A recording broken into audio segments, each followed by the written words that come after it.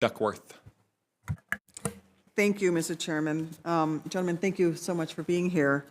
One of my priorities is making sure we learn the sometimes hard lessons from past acquisition challenges, like the significant cost overruns, repeated delays, and ongoing technical problems we've seen with the F-35.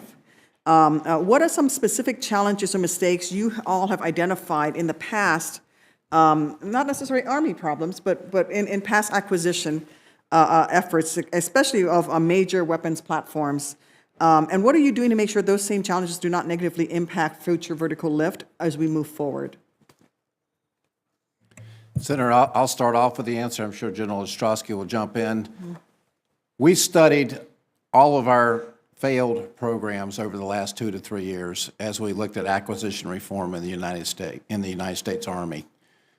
What we found it starts off with the requirement, where we're writing requirements that are not technologically achievable. We also found that we're changing our requirements over time. And we've put in place with the cross-functional teams, if you look at whether it's FVL with JMR with a joint demonstrator, we are starting to experiment with all of our major programs. We design, build, and test to learn about the technology. That informs us when we write that requirement. That is one of the biggest lessons learned that we've learned. We've also learned, as it relates to the requirement to get it right, is you have to write it as a team. You have to bring in the acquisition professionals, the science and technology professionals to ensure that it's technologically achievable.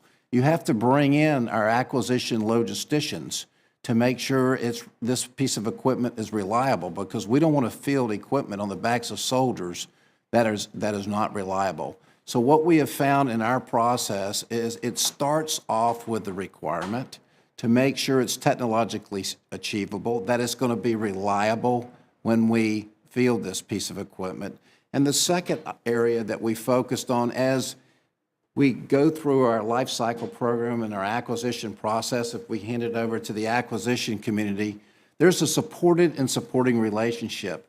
They're supporting us in writing the requirement. We're supporting them as we move along this life cycle and providing feedback, because there are always going to be trades, but the warfighter has to be involved in that. And I think that's the power of the cross-functional teams. That's what AFC brings to the table. It's the integration and synchronization across the future force modernization enterprise.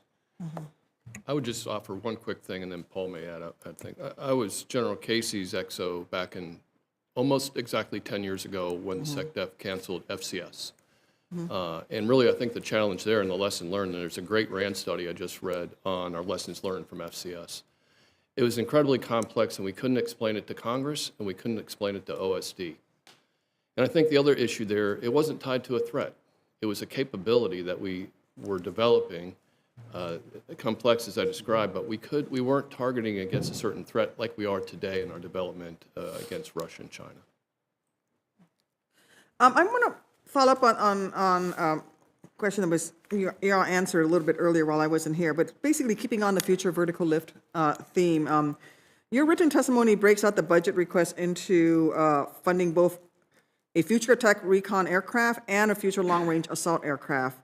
And the question I think earlier was asked is how are you going to be able to do you have experience developing two different aircraft systems? And the answer was, well, yes, we did both Apaches and Blackhawks at the same time. And that was well over 30 years ago. And General, I'm not sure what you flew, but you and I know darn well that the difference between an Apache and a Blackhawk, same engine, same power system, same transmission system. It's not the same as what you're doing right now with FVL. With FVL, you're talking very different aircraft, different ranges, different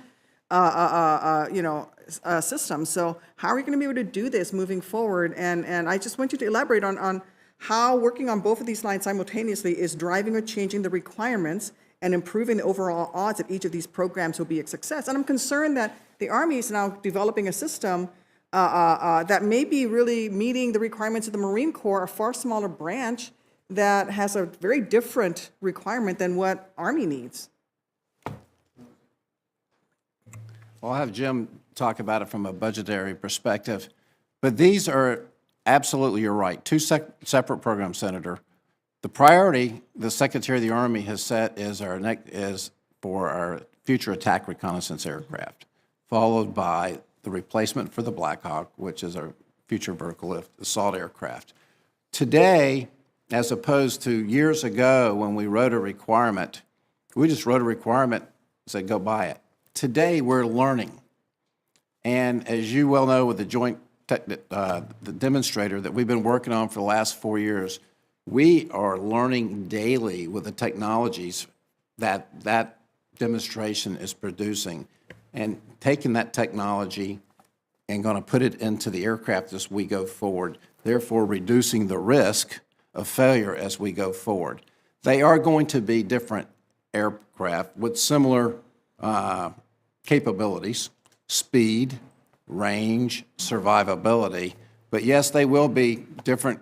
Completely different systems. They're different aircraft, different engines. Yeah. So it's not the same as the Hawk and the Apache. It's not. It's going to be, you know, the future attack reconnaissance aircraft will utilize the ITEP engine that we've designed for the Blackhawk and the Apache.